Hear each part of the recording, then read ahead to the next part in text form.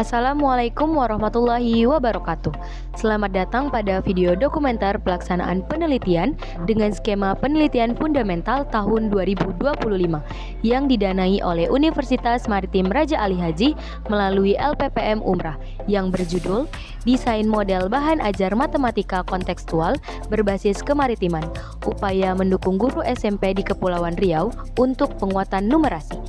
Adapun tim pengabdian ini diketuai oleh Ibu Puji Astuti SPD MSc dengan anggota Bapak Febrian SPD MSc, Ibu Dr. Randa Linda Rosemary TMSI bersama tim mahasiswa Prodi Pendidikan Matematika. Literasi matematika merupakan kemampuan seseorang untuk bernalar namun secara matematis. Bernalar ini maksudnya apa? Menerjemahkan permasalahan, memahami masalah, kemudian membuat kesimpulan. Nah, kemudian literasi matematika ini juga merupakan gabungan antara bernalar dan pemecahan masalah. Pemecahan masalah ini secara matematis bagaimana? Menggunakan konsep, prosedur, fakta, alat untuk menjelaskan atau memprediksi sebuah fenomena yang mana diselesaikan secara matematis dengan langkah siswa atau seseorang mampu merumuskan, seseorang mampu untuk menggunakan, dan seseorang tersebut mampu untuk menginterpretasikan secara matematika untuk menyelesaikan permasalahan yang real. Nah, kemampuan ini dibutuhkan agar seseorang itu mampu untuk membuat sebuah keputusan yang logis, keputusan yang berdasarkan data, sehingga dia mampu beradaptasi di kehidupan nyata di abad 21 ini. Nah, namun pada dunia pendidikan, kemampuan literasi ini diukur melalui sebuah asesmen. Namanya secara internasional namanya asesmen PISA. Nah, di PISA ini ada asesmen matematika. Nah, bagaimana kemampuan siswa Indonesia selama mengikuti tes matematika? Nah, sejak tahun 2003 yang mana pertama kali Indonesia mengikuti asesmen ini, Indonesia sampai 2022 tidak mengalami perubahan yang signifikan akan hasil tes PISA tersebut dan selalu berada di skor yang rendah. Nah, kita lihat di sini bahwa pada tahun 2000 Indonesia tidak mengikuti, pada tahun 2003 sampai 2022 Indonesia itu mencapai skor yang paling tinggi pada tahun 2006. Yang terbaru di tahun 2022 ini hanya slightly different saja dari pertama kali Indonesia mengikuti di tahun 2003. Nah, dibandingkan dengan rata-rata, ini adalah rata-rata negara-negara siswa-siswa negara-negara yang berasal dari negara-negara yang mengikuti PISA ini merupakan rata-ratanya Indonesia itu jauh di bawah rata-rata. Sedangkan ini sesama negara di Asia Tenggara, Singapura, ya kita tahu memang pendidikannya sangat maju. Siswa Singapura menunjukkan performance yang sangat baik dalam asesmen PISA. Sedangkan Indonesia itu berada pada skor rendah, jauh di bawah rata-rata, dan ini dibandingkan dengan negara-negara yang serupa dengan Indonesia, sosioekonominya Indonesia juga tetap berada di skor yang bawah.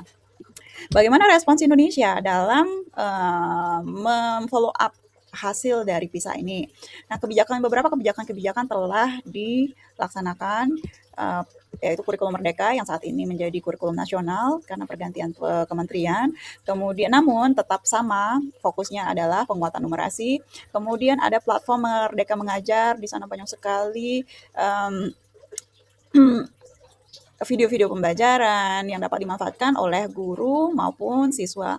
Kemudian Indonesia juga mengeluarkan kebijakan asesmen kompetensi minimum, walaupun pada saat ini sudah ada asesmen terbaru, namun asesmen kompetensi minimum ini masih digunakan. Nah, tujuan dari kebijakan-kebijakan ini yaitu bagaimana menguatkan pembelajaran numerasi, salah satunya melalui pembelajaran matematika.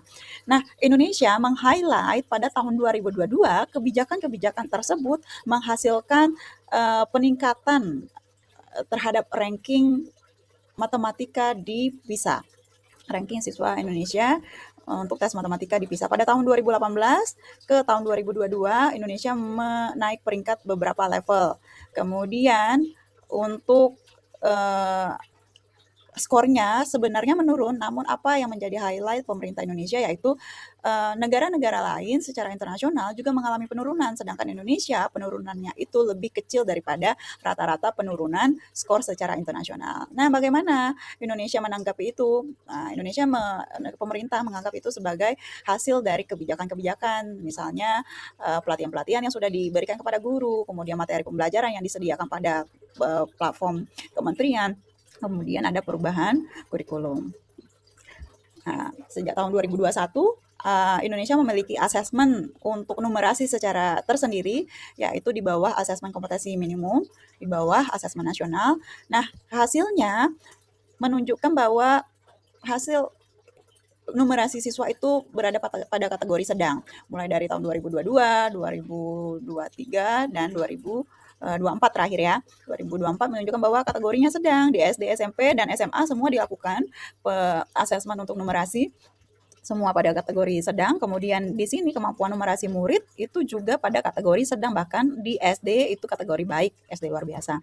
Kemudian di tahun 2024 kemampuan numerasi malah meningkat, yang tadinya sedang banyak sekarang mengalami perubahan, yaitu di SMA, kemudian di SD, di level SD itu hasilnya baik. Namun kita lihat bahwa mengapa Indonesia meng-highlight perubahan yang lumayan signifikan akibat dari kebijakan-kebijakan, namun secara internasional tetap saja hasil menunjukkan bahwa skor Indonesia perlu perbaikan yang signifikan.